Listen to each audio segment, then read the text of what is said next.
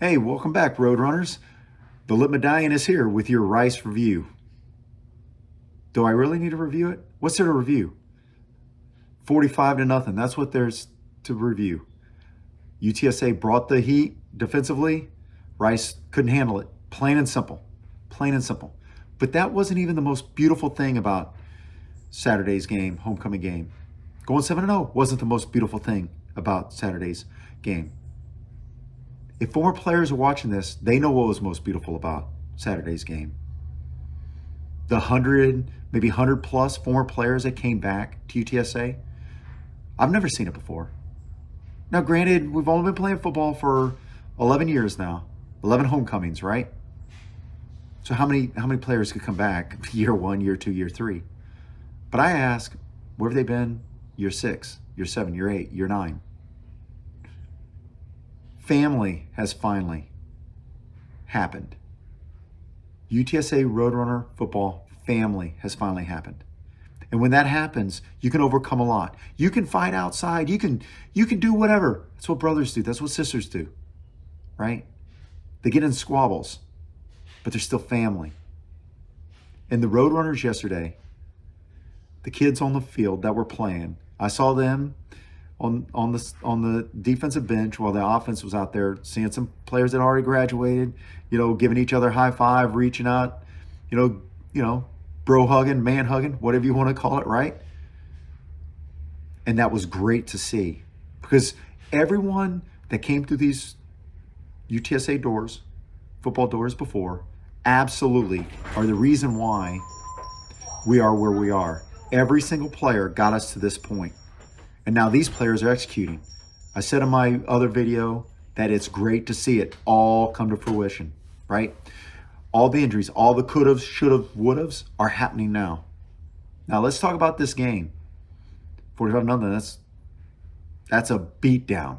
UTSA didn't score in the fourth quarter at all. Rice didn't score at all. Rice had a total of 102 yards. 102 yards. 66 passing, 36 rushing. That's how dominant UTSA's defense was.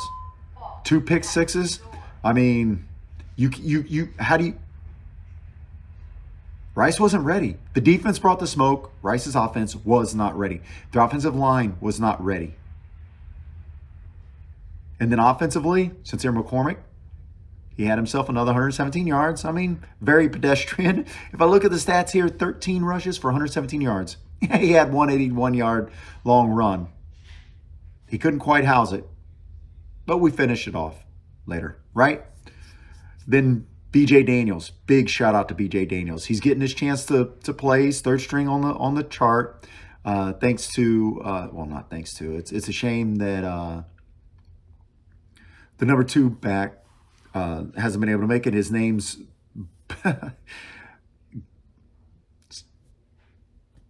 it escaped my mind. Always Brandon Brady, right? And I knew it'd come out if I just stammered long enough, and so there it is. Brandon Brady's having some issues, some health issues, so he's not able to play. And B.J. Daniels stepped up 7 rushes for 54 yards. We had 261 yards rushing. Only threw the ball for 142 yards. Very efficient throwing the ball.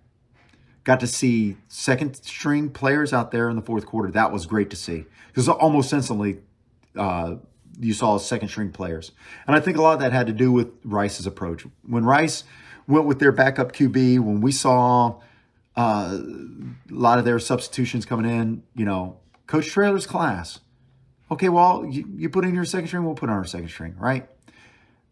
We kept our foot on the gas pedal. Don't get me wrong. Tried to score, threw the ball with our second string, but it was against their second string. And that's okay. Because at that point, both coaches realize it's about developing your players going forward. But trust me, I didn't realize how lopsided this victory was until I actually read the stats. 400, if I'm looking at this correctly, 300, 405 yards, 404 yards, somewhere around there, to 102 total yards. That's impressive. I've said it. I've never seen UTSA play a complete game like this, offensively and defensively. Those 2 pick sixes were beautiful. Well, one was we got so much pass rush, and when the quarterback tried to throw it, defensive lineman got his hands up, batted the ball in the air, and the other kid rushing saw the ball go up in the air and went and got it, picked it up, and ran it in for a touchdown. Football awareness, situational awareness, right? Didn't get burned deep. That was great to see. This is probably one of the few games I don't think we've given up a big pass play. So maybe the communication in the secondary, this second level defense is really starting to work out now. We'll see. We'll see how it goes forward, because we're going to play some better football teams than Rice. But look, trust me, Rice is no slouch when we've played them. I said coming into this game in my preview video, the best we've beaten them is 20-3. They beat us 34-14. Well, UTSA Roadrunners went out there and they left no doubt. They played like they hated the other team. Like there was nope, just nope, all sorts of nope all over the field for the offense of Rice from our defense. Just all sorts of nope. Nope. Don't go left, nope. Don't go right, nope. Come up the middle, nope. Drop back to pass, no, not going to happen.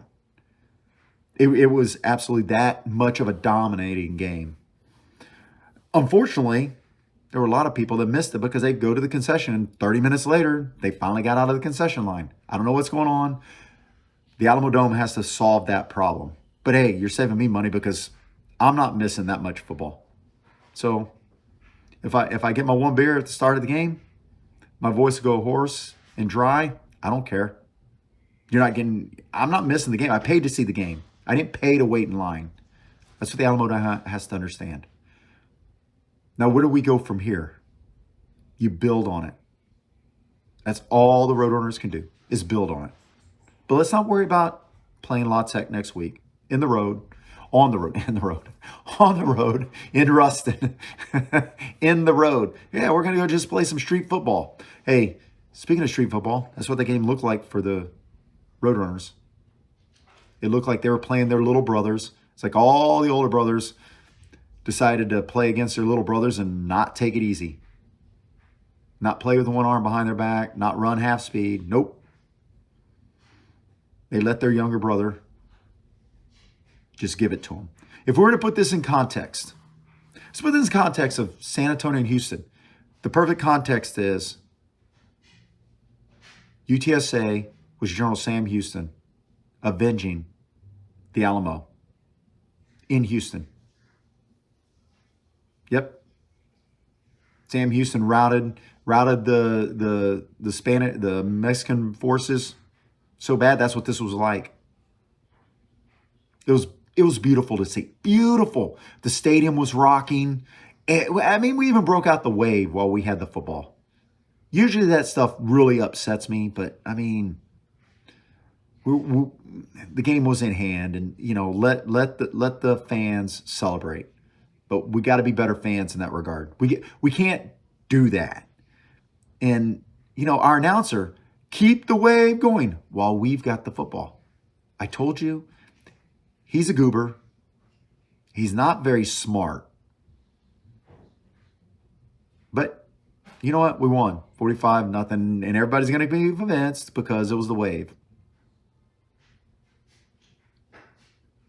Nope. It was our screaming that forced Rice to take some early timeouts because they were confused.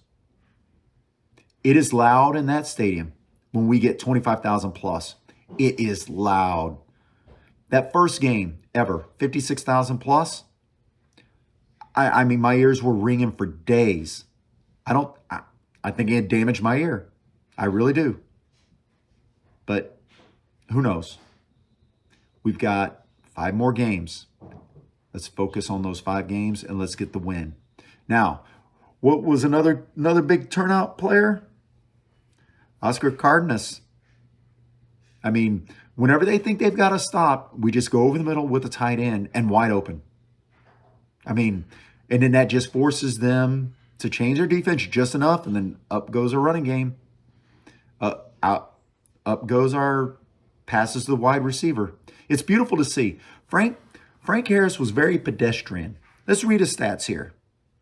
45 points, right? Let's read his stats. So passing, is it 12 completions of 19 passes, a whole 125 yards, and only 2 touchdowns. 91.1 QBR though, and that's the beautiful part, right? But how many teams can say that? That's a little unusual in this day and age because it's not like we run the wishbone. If we ran the wishbone, you'd expect it, right? But we don't run the wishbone. We run the RPO, standard offense. And, I mean, he played beautifully, right? He had, let's see, what's his rushing? Get any rushing in here? I don't see any rushing in here. There it is. 5 for 47. Oh, and a TD. So he's responsible for 3 TDs. Might be Offensive Player of the Week again for Conference USA. He's definitely got command of this offense, and that is what we've needed. And it is just, it's incredible where his game has gone. He's healthy. The players are playing healthy. I hope it keeps up. Anyway, Roadrunners, birds up. That was my Rice review. Comment, like, subscribe, share, whatever. I don't care. Yeah, I do. Comment, like, and subscribe. I'd like to hear what you guys have to say. That's why I'm doing this. Hey, I'm not making any money off this. It's just Roadrunners doing Roadrunner thing. The more we start doing this, the bigger our base grows. Hey, did you know there's well over 100,000 of us graduates? That's actually a lot. And it's growing every year. Growing every year. Our school's 25,000 plus students. Every year we get more graduates. So why do we want to act like nobody knows about us? Raise your voices. Wear your navy, orange, and white. Make noise. Make people respect UTSA. And here's a message to the students. Without UTSA football, you'd be surprised how little people know about UTSA. It brings value to your degree.